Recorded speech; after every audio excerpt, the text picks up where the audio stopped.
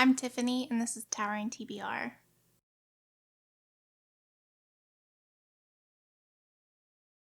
Today I'm going to be doing a tag that was originally done by Kieran over at KD Books. He is hilarious, and I'm only a recent subscriber of his, but I thought this tag sounded so much fun, so I decided to do it. I will link his original down in the description below. So the first question, or prompt, I guess, is there are 10, but they're over 500 pages. And so I decided to pick the Sleepwalker's Guide to Dancing by Mira Jacob. You guys might be familiar with Mira Jacob with her graphic memoir that was called Good Talk. That got a lot of hype, and I feel like her debut novel did not get quite enough hype. So this stands in at, this is a family drama story about an Indian American family.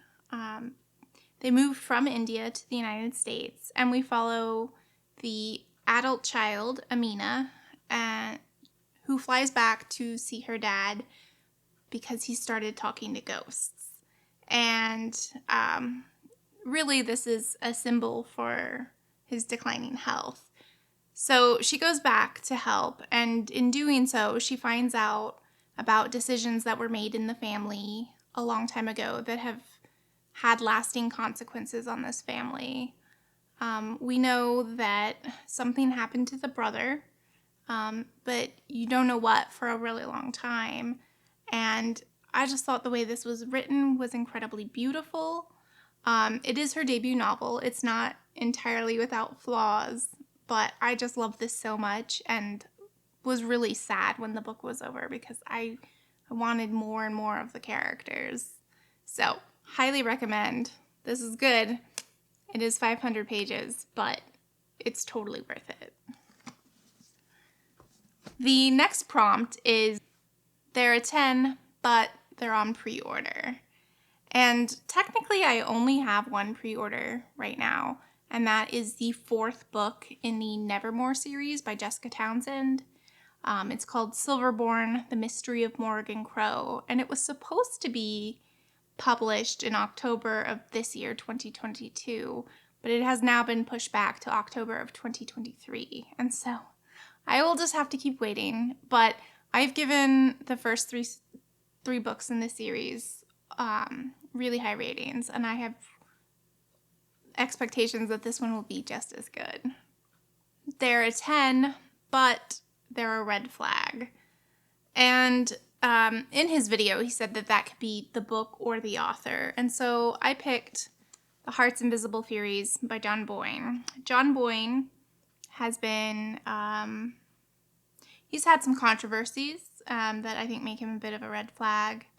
The first is his book, The Boy in the Striped Pajamas, is a Holocaust Nazi story, but we're following from the premise of an 8-year-old Nazi boy, and he is really ignorant about why there are people in concentration camps, and the National Auschwitz Museum has said that it's really full of a lot of misinformation and that it is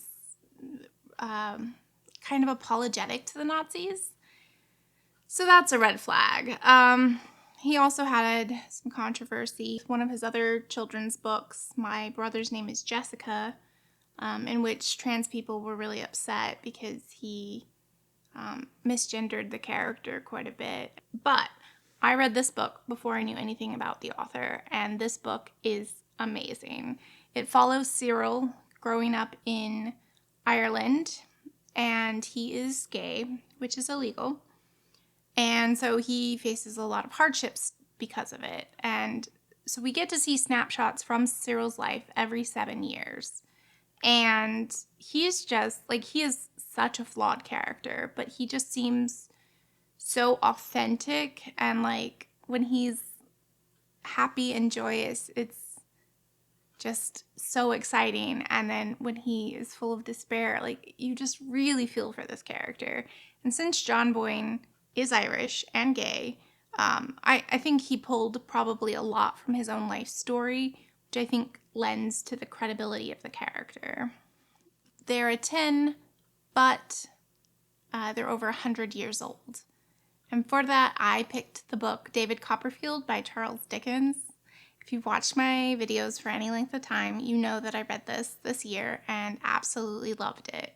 It was written in the 1850s, so definitely over 100 years ago. And it's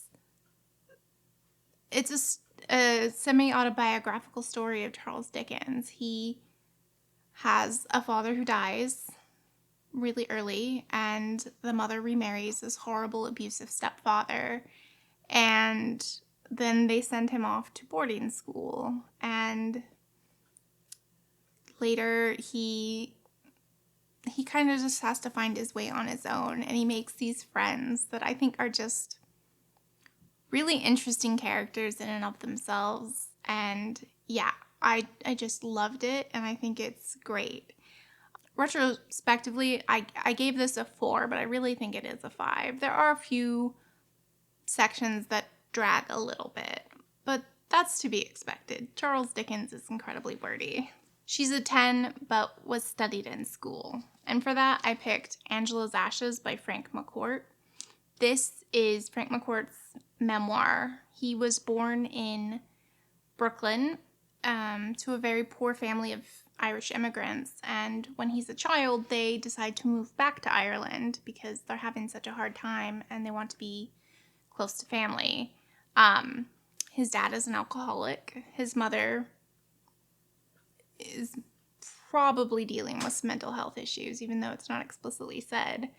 And yeah, he is just growing up in this really impoverished life. He has such a way of making things humorous, though. Like, he really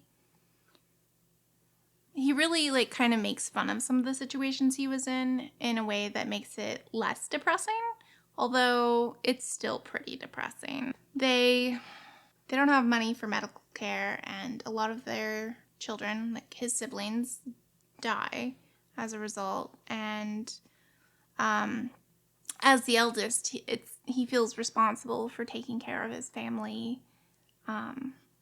It's incredibly heartfelt, and while I was introduced to it in high school, I still think it stands up and is a great book to read now. And I have reread this book at least 5 times. So I definitely recommend that one. And the last prompt is they're a 10, but they leave you an emotional wreck. And quite honestly, a lot of books would have qualified for that because I read a fair bit of sad stuff. But I decided to pick Hamnet by Maggie O'Farrell. This won the Women's Fiction Prize back in 2020, and it is about Shakespeare and his family, and specifically his children, Judith and Hamnet. And you know from the off that Hamlet's going to die, or Hamnet. Shakespeare wrote the play Hamlet to honor his son Hamnet, which apparently were like nicknames for each other. So in case you were wondering why they're different, apparently it was a nickname. But you don't have to like Shakespeare to get into this book. He's not even mentioned by name, but you just happen to know that it's about him and his family. And you know this kid is going to die. I mean, it's just something you know on the offset, but it doesn't make it any less sad or tragic when it happens. I bawled my eyes out over this book. It is exquisitely written. It is so amazing, and quite honestly, as soon as I read this, I went out and bought like 4 more of her books because I think she has the potential to be a new favorite author. But yeah, this was just amazing, and I definitely recommend if you're ready for a really slow, character-focused story. I think this would be great. So, it is set in 1596, and the plague is about. So, if pandemic or plague stories bug you, I wouldn't recommend this one. but if you're ready for it, definitely give it a chance. It's great. So that was all of the book prompts. There are 10, but I'm going to tag some people down below.